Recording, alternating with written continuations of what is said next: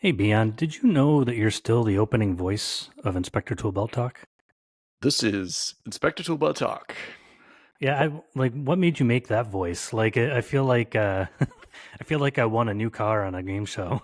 I don't know. It's funny when you have like one phrase, and I'm the type of person that gets like a little obsessed with something. So you record the first one, and then you're like, no, I sounded just goofy. And then you do all these like different variations from like, some horror movie trailer voice to the car sales. Welcome to Right. Inspector Toolbelt Talk. Get ready to die from So if software. I think eventually I just got so tired of doing it that I just picked the best one. But yeah, anyways, there's the story. I think we and the fans would all like to hear every version. So maybe if you then over the next Well, 30 episodes, we could have a different version at the beginning of each one. yeah, we can do that like they do outtakes for movies or something. We'll just do a bunch of outtakes. Yeah. Well, anyways, thanks for being on the show. It's our we're slightly a little late with it, but it's our Q4 market outlook for 2025, Yeah. our most popular segment. And 2025 has been an interesting year. Again, I'm happy to say that we were like 95% right of where everything was going to go and going to land. Before we get into that, I kind of wanted to combine a little bit of a segment of inspection news. We usually do a whole other episode on inspection news when there's enough to talk about, but um, there's been quite a bit of inspection news going on out there. Yeah. Yeah, that seems like there's been quite a few things happening. What are you thinking about? Well, the first thing that pops in my head is Porch is buying people, like buying software and stuff again. So that was interesting. Um, Who so got we've bought? nobody got bought yet that I know of. Okay. But I know that they talked to other vendors and they actually offered to buy us. And we told them no. Everybody, don't worry. We told them no. But they were really nice. I forget, nice guy. I won't say his name on the air. He's like a CFO, CEO, CCO, CPO. I don't, whatever C A, and an O, and there's a letter in the middle. a C-sweeter. A C sweeter. Okay. I don't know what that is. Was in the C-suite, so Oh, okay. C-sweeter. Yeah. But he was sweet. He was a nice guy. He was a nice guy. They offered to buy us. We told them no. But they told us that they're on a new buying kick. So we'll probably see some vendors get bought up this year, and smaller vendors, because they even said we understand that the vendors that we would buy would be smaller than if they bought like Home Inspector Pro, like they bought them and all that Mhm. stuff. And in the back of my head, I think I know who they're buying. Hmm. I won't put my guess here, but from what they told us, they're like, well, if you take our offer, which they never gave us a numerical offer. They just said, we want to buy you. Let's work out the offer. But if you took it, it would be September, October, November, and into December. And then that would be finalized. So like, what's that, 4 months? Hmm. So we'll Yeah. probably see late December, January, maybe even February before we actually see an announcement of Hmm. who got taken down this time. Hmm. So So further consolidation of the industry, and then there's not a lot left. So I think the smaller operators are the only ones really left to pick up. no, and there's not really many real small operators. Like, man, every day it feels like there's a new guy saying, "Hey, big announcement! I have software coming," and everybody thinks it's easy to make the software. I laugh at that. Like, we have Inspector Toolbelt. We've been around since conception, 7 years, and then whatever. But it's a lot more work than people realize, and it's not just having a great app. You have to have support. Hmm. Like, we have as many support team people as we do developers, Hmm. because you need to be able to support people. So you can't be like one guy and outsource to India and expect your users to be happy. Right. And then every user is going to use your app completely differently. Right. You build a trail going to the left and they go to the right down a cliff and up through an airplane. That's how app development Yeah. goes. So I don't see many of them kicking around for very long. Yeah. There's a pretty short life cycle for most of those, unfortunately. And if you're listening and you have software, cool, not downing you. And if you make it, awesome. We'd love to see you at trade shows and stuff like that, like the Nashi convention that we're going to in Dallas. Hmm. Actually, in a couple of days here. By the time this episode goes out, we'll probably be in Dallas. Yeah. But anyways, there you go. Lots of new guys coming on the market. More software news. Spectora guys, they sold the majority of Spectora finally a few months ago, right, Beyond? Mm-hmm. Yeah. I think at first it was like a 50% share, and then they went up to like I don't know if they did all the remaining or if it was just like 75%. But yeah, I know that there was they basically the Wagstaff brothers are out. I believe they still holding like board positions. No, they still hold shares, I believe. Yeah. And they didn't Yes. sell the majority at first, so that they could say basically, we hold the majority, and Right. then Right. then eventually, that's how these things go. Eventually they Right. sell the rest. I still think they own part of it. And interesting, the looking at some of the details that we're aware of is that the second evaluation for the remainder of the buyout that they did was actually higher than the first one. So Mm-hmm. it's interesting to see that investment companies are still so bullish on the space as far as investing money. And you talking about Porch, continuing to want to do acquisitions and mergers with other vendors. There we have who is it again?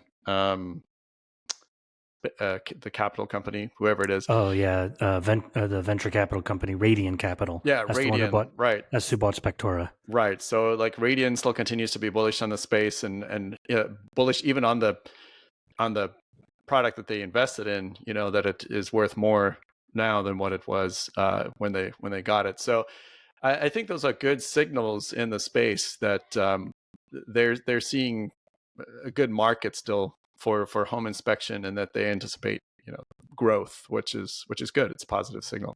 Well, that's actually going to lead into what we're going to talk about today, which is our Q4 market outlook. They have a positive outlook, and when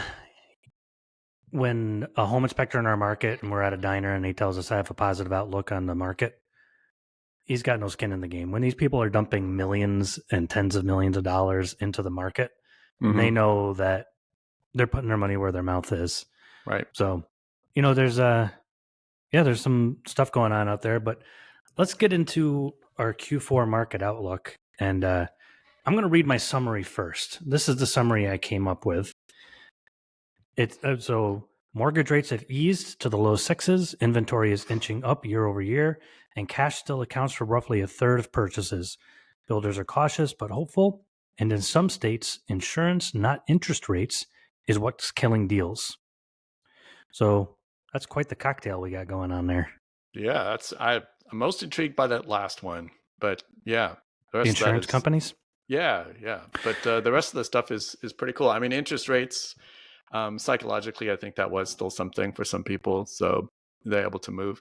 We do like I always do the around the neighborhood analysis because we are living in Florida, which is like you've often said, the canary in the coal mine kind of situation. Mm-hmm. But there are a lot more for sale signs that are being a lot more persistent now. Folks are trying to hang on to those high numbers that you could get some months ago, and those houses are not moving. They're just sitting there. They're progressively having their numbers come down. So the market seems to be changing for sure. Somebody the other day, actually, they bought a house, and they were, I'm just listening to two people talking, and they're like, yeah, it's definitely a buyer's market now. And I was like, okay, maybe, but I guess it's all relative. But it seems like the perception is that tides have turned a little bit. Yeah, I think that's the way you said it is the best way to say it. It's not a buyer's market yet. That's where we make the most money, but as inspectors, but the tide is turning. So this year was better than the last couple of years. So home inspectors will always complain. I saw guys complaining in the best, most lucrative home inspection market that I've ever seen in my 20 plus years in this career. I saw them complaining that they're like, the market is so bad. And I'm like, okay, dude. There's always going to be somebody saying that. But the market was better, even maybe even slightly better than we expected it to be this year. Mm-hmm. Florida guys, I do feel bad for you. California, actually, I tell you what, why don't we talk about the insurance thing since you brought it up? Okay. So one person said that insurance is the new interest rate when it comes to affecting the real estate market.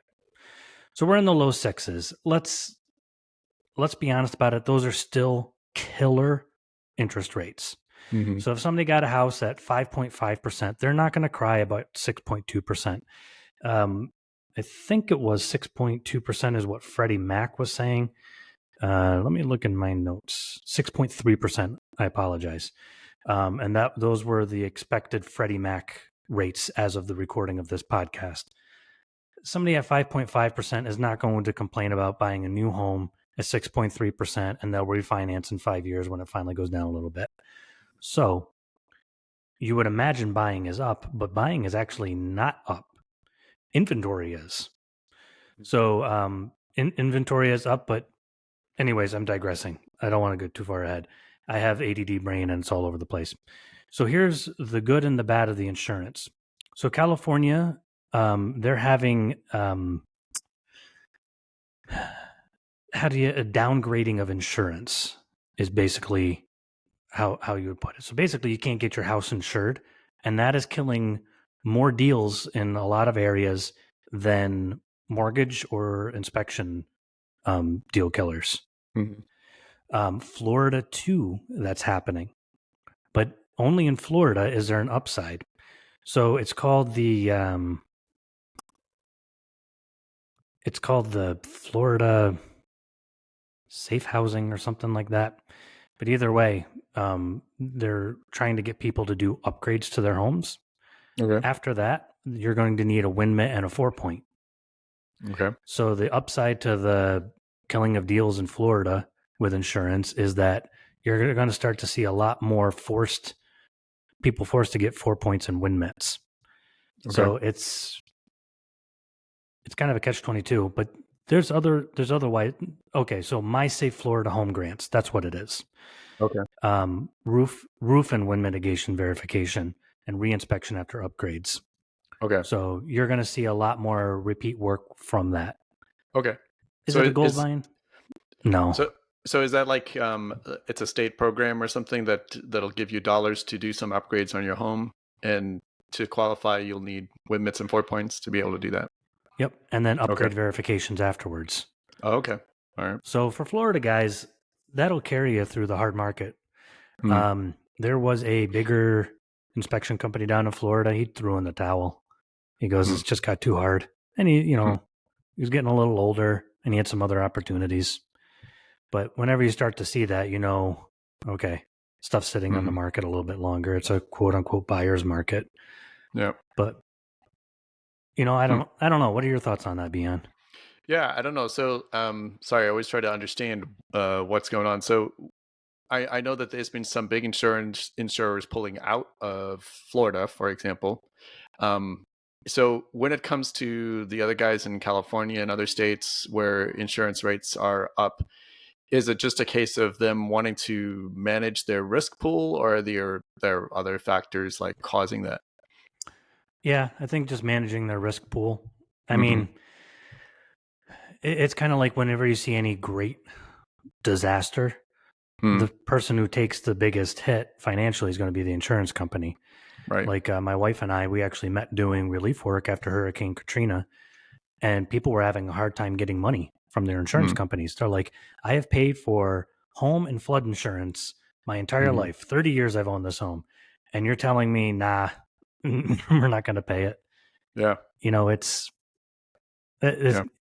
And then they'll say things like, we're going to go bankrupt, or we're not going to have enough money left in the till, or we have to segment how we give out the funds so that we don't go under. And, there's some legitimacy to that, but not completely.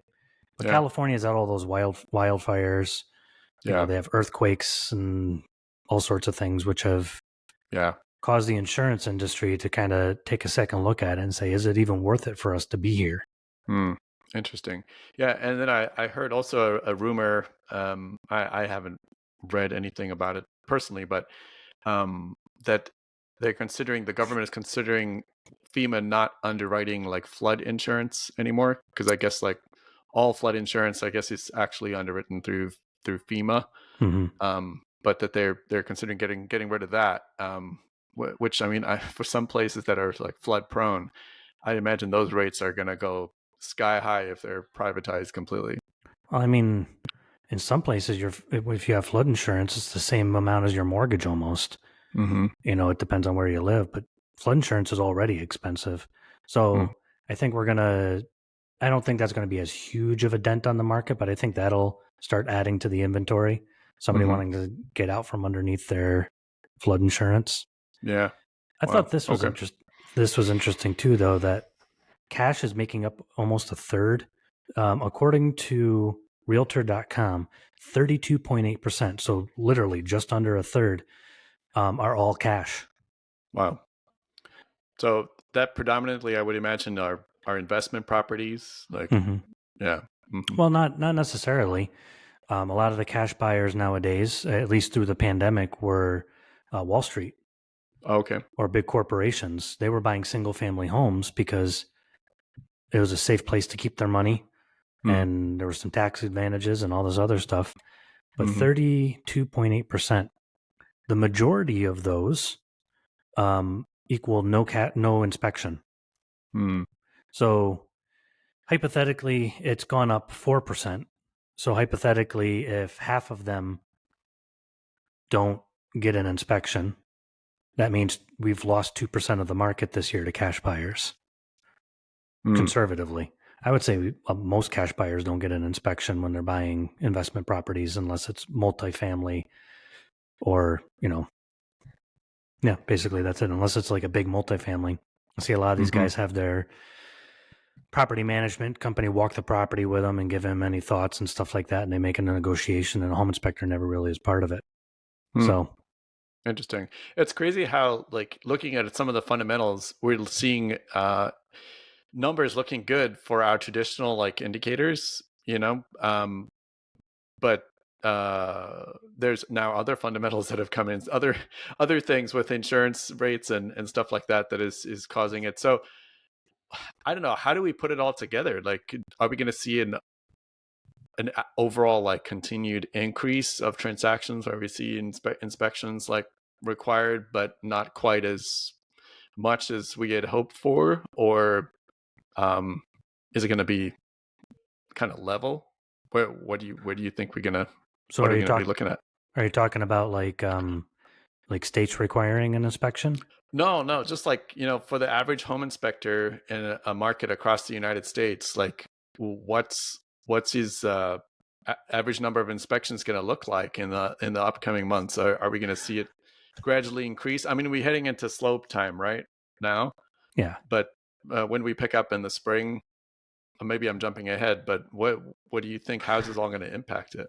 So I think 2026 is going to be a gradually better year. Okay.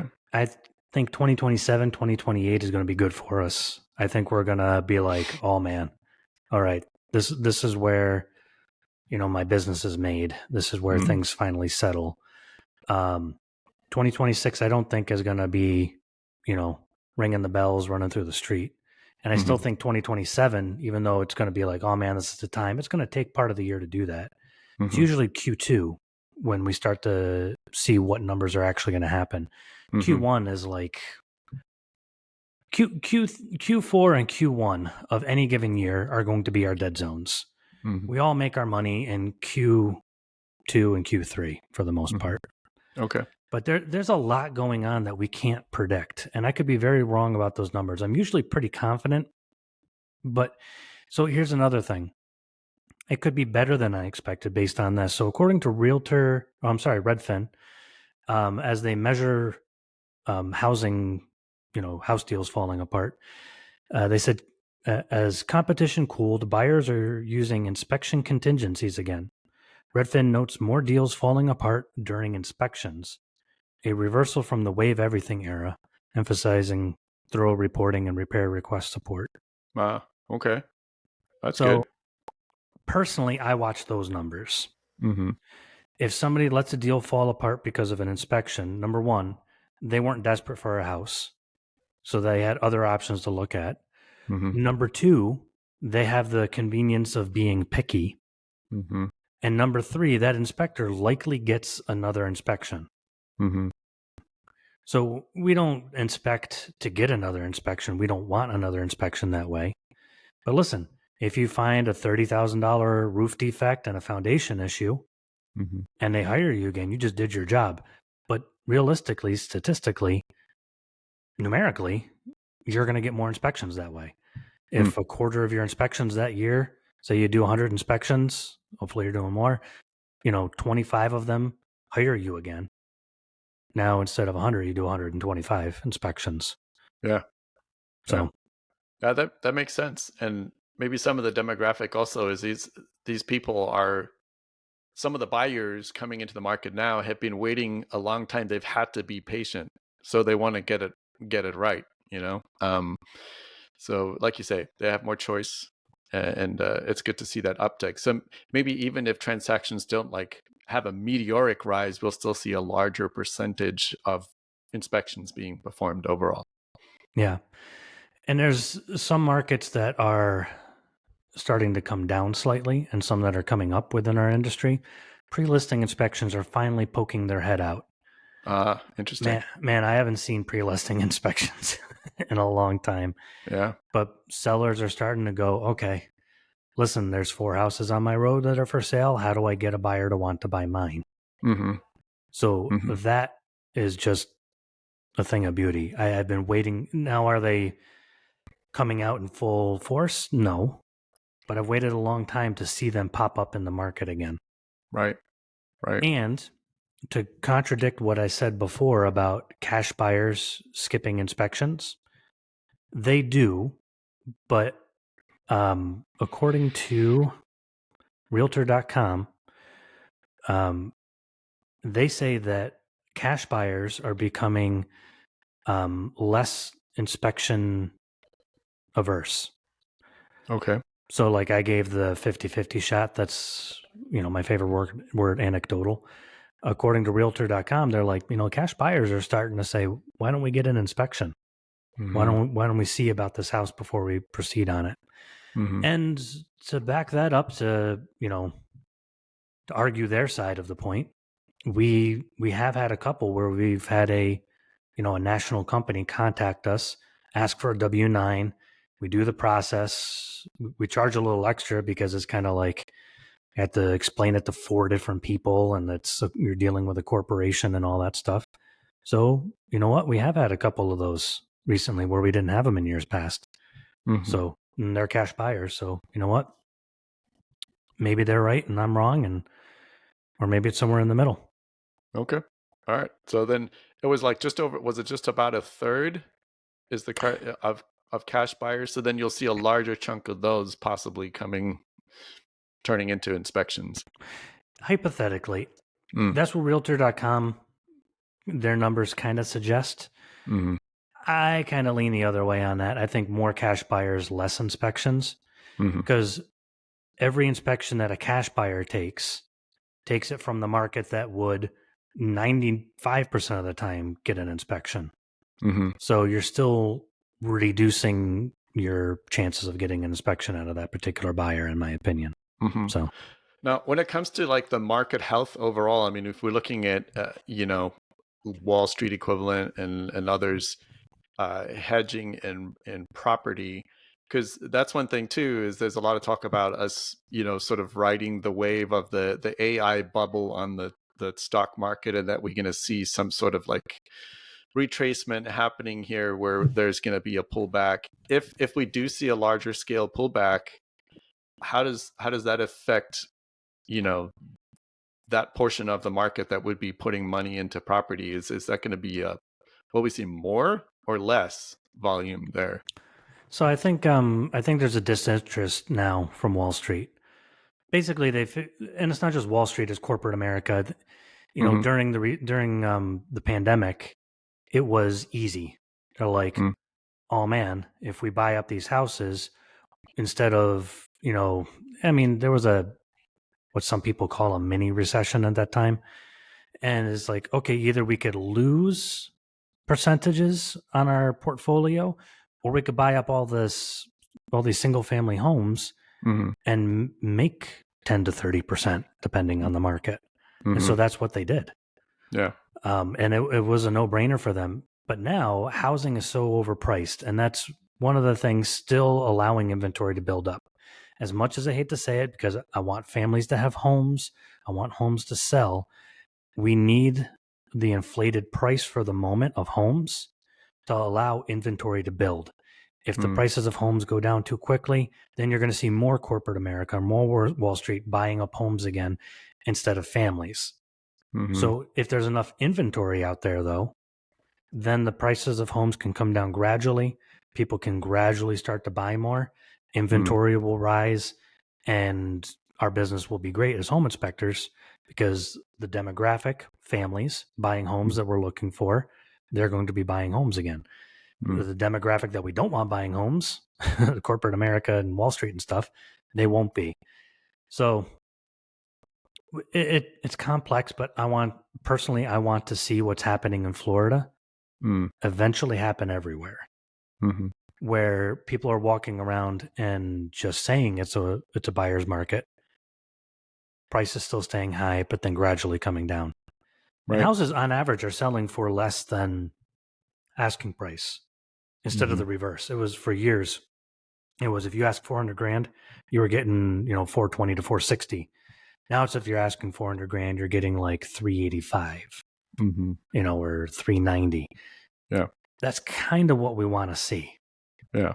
So yeah, I see all of those things that you mentioned there as positive signs for the home inspector looking at your business for the next while. But if it is your first year and you've done pretty good in Q2 and Q3, like Ian's saying, Q4 typically you're going to be slower, Q1, and then pick up again in Q2 and a Q1, Q2. That's at least the trend that I've seen in the short while that I've been in the home inspection business. But yeah, so I mean, we can even watch the number of reports that happen in the app.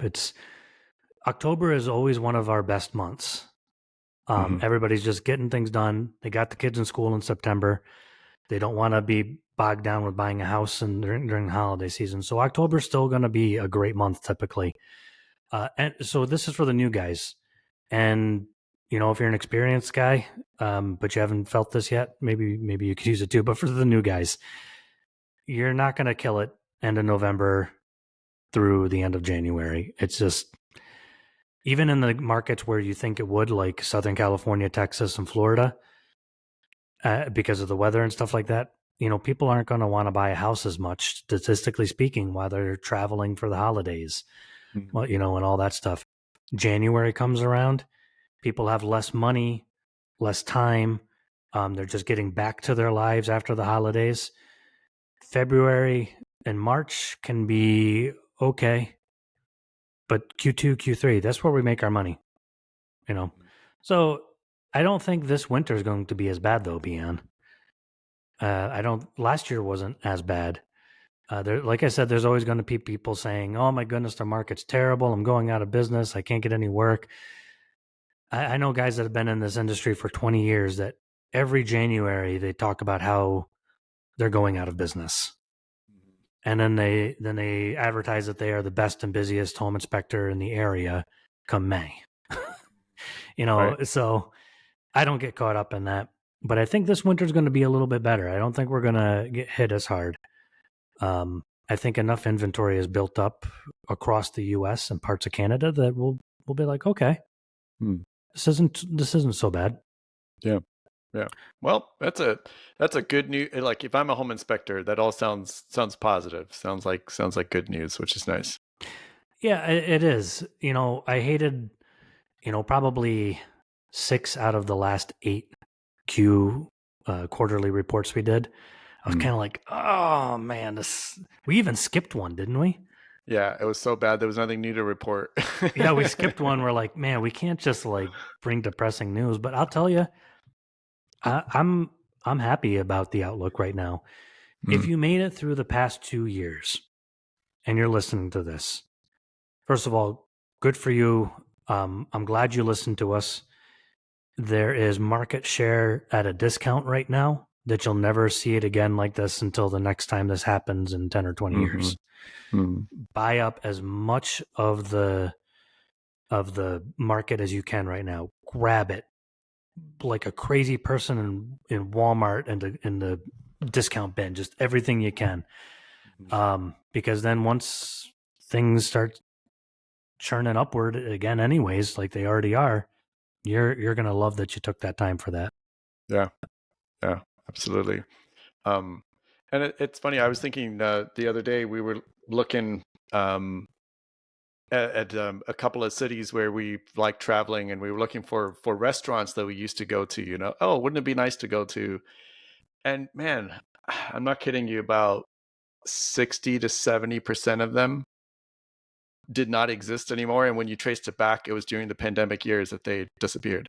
But there's a whole bunch of new restaurants like that serving similar cuisine that have now taken up that space.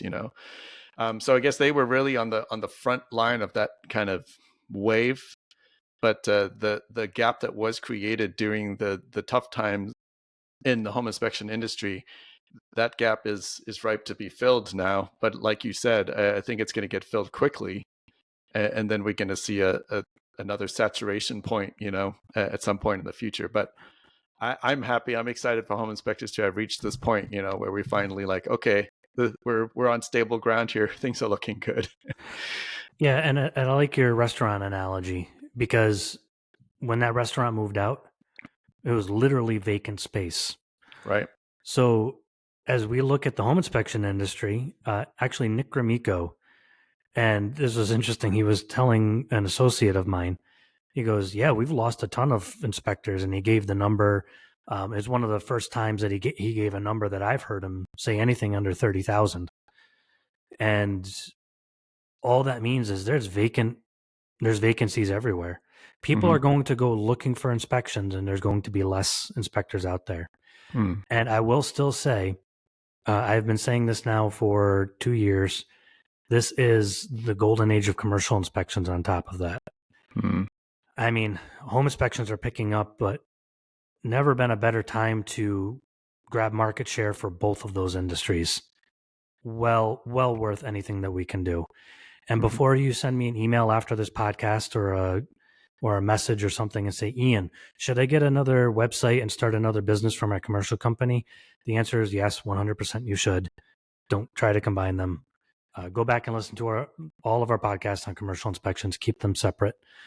It just works out a lot better. But either way, I'm super stoked for what we have going forward. Everybody get through the winter. The winter will be okay. Don't get discouraged through the winter. I think next spring is going to be even better than this year. And then I think we're going to finally hit the ground run in 2027/2028. Awesome.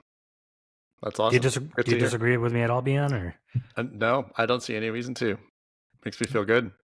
Awesome. Well, if you're going to Texas and you're going to be at the Internashi, and I really have no idea how to say it, Tapria convention, they're calling it? Tapria. It sounds like a character in a book. And then Tapria came and cast a spell upon them. I have no idea what Tapria is, but Texas real estate something, I don't know. Not Trek, but Tapria. Or like a medical condition, like I had a Tapria removed.